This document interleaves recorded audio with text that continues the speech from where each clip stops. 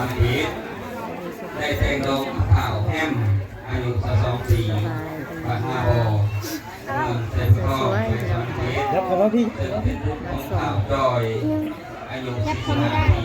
ยังมีกันได้จะทางอ่อนทางแอมมาแหละมันมาผูกแขนกินดองเนาะอยู่ทางบ้านจะสลาย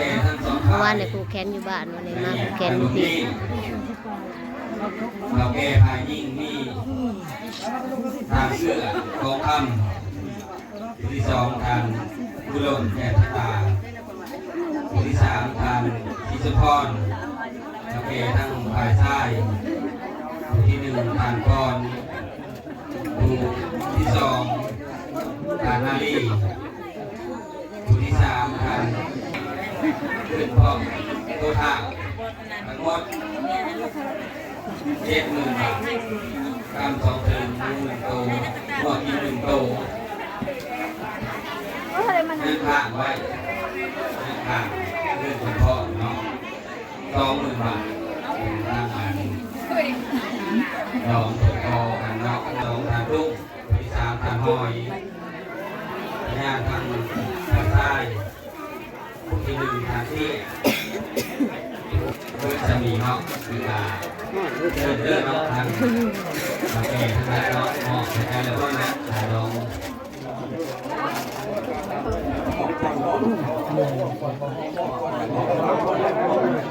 ปวดขา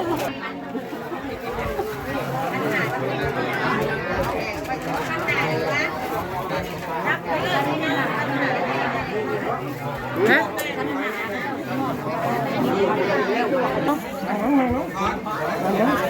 นั่งลงก่อนนั่งลงก่อนมาทางไหน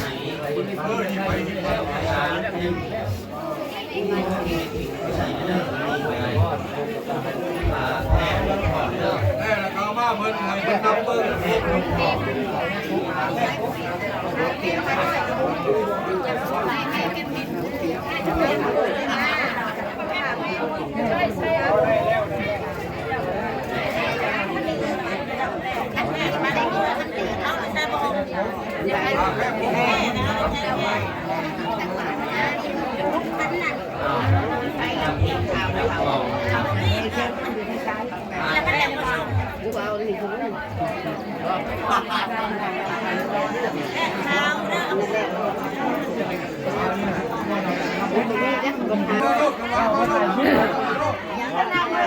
นี่ห้องมาเพิ่งเรื่องนี่ห้องมามากันเลยได้นี่ห้องมามากันเลยปุ๊บกันเลยมาลูก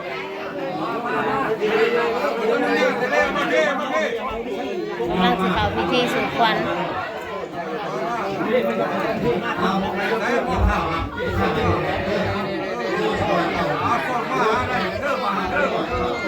ยังบอกผมนะที่มีพ่อแม่พ่อน้องทุกคนพ่อผมว่าและเด็กลูกน้องลูกน้องหลานมาขอชมชูอยู่นะมาขอสักขอสาขอหันขอมีน้ำขอน้ำแม่พวกเราแก่ตัวจริงน้ำมือได้วันนี้น้ำมือได้ข้าวขอน้ำได้ข้าวหัวหน้าน้ำมือได้ตู้หน่อยท่อนได้ต้องได้50,000 บาทนอกจากมามอบเพื่อตอบผู้แทนผู้พ่อแม่ผู้ตามารดาจึงได้บอกกับแกดีนะครับนั่งส่วนว่าคำนั้นมีมากถึงฐานโบให้ขาดเงินแทนนำนมแต่ปฐมมีมาสักพี่เด้อพ่อแม่เด้อพ่อแม่ต้องมาใส่หมีต้องมาแข่งนำนมแต่ปฐมแต่มาขอมันมีเชิงว่าโมคุณหมันแทนขอให้แม่หัวเดียวโอ้บอกเปิดนะบอกเปิดกันยักผมมีพักบอกเปิดกันยักบอกให้เราประมาณ1 ชั่วโมงหนึ่งม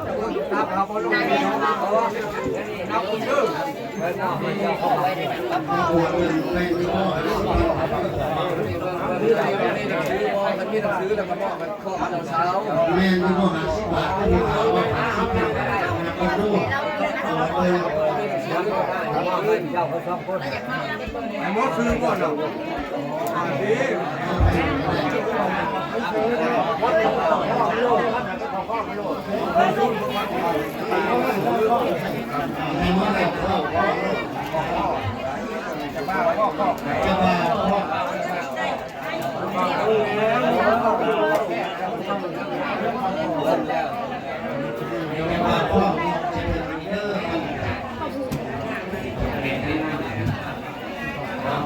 คล้องซอยคล้องซอย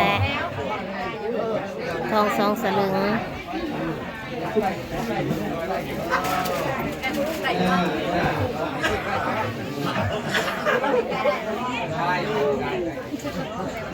พ่อเลยห้องแก้ม ห้องแก้มนะ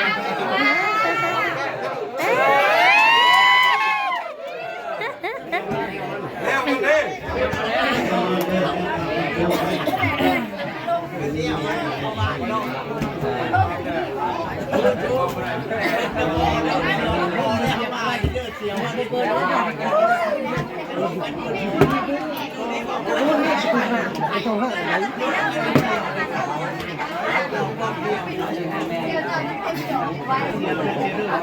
อันนี้เสียบกับมึงนี่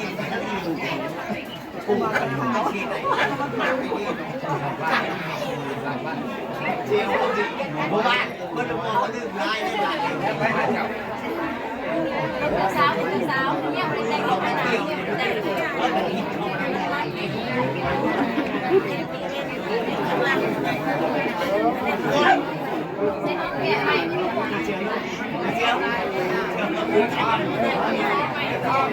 คนละใคร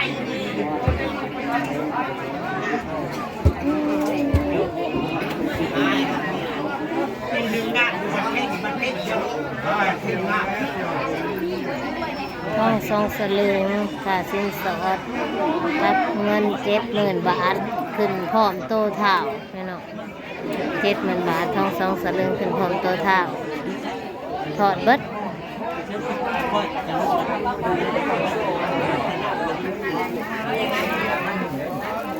ให้ดูนานๆก็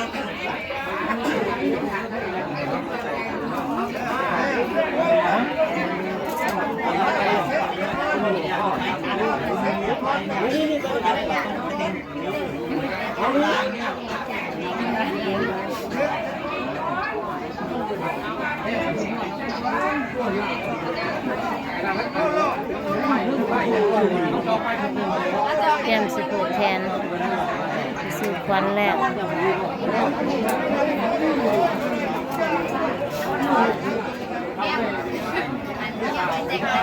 เราตัวนั่งใส่ข้าวคันเลย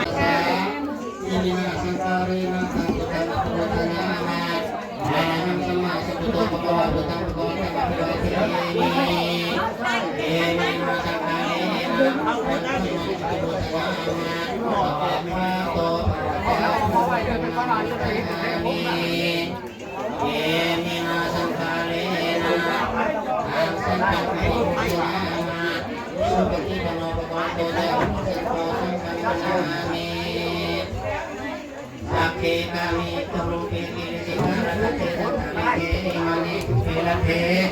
ยะตามิตโนนะนะนิเกนะตุมิเกนะมะนะสันตะนิสัยโสมิและผู้ขาสิเป็นที่รอรอกับแห่งกับแนวคนแล้วขอให้เป็นผู้เดินแล้ววันนี้ขอเชิญวัฒนาเชิญเจ้าคุณทำลายตัวสารพัดที่ทำงานในบ้านสุพรรณ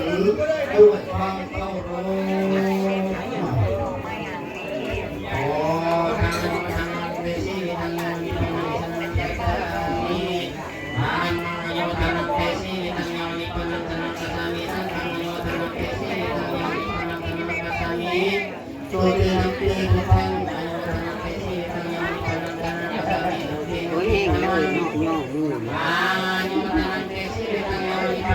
นังธนังกัจจามิสุตินัมปีสังฆังอาโยธนังเตสีตังโยนิพนังธนังกัจจามิสุตินัมปีพุทธัง นกจะไม่ได้โมนี่เพราะนกจะไม่ได้โมนี่เนาะนกจะไม่โมนี่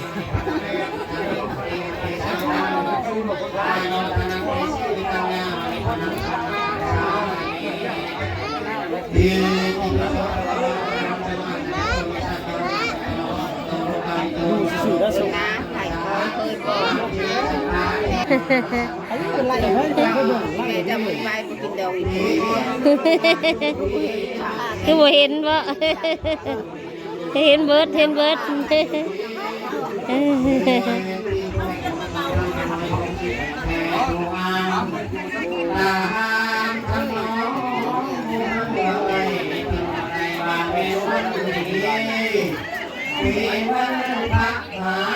รือชี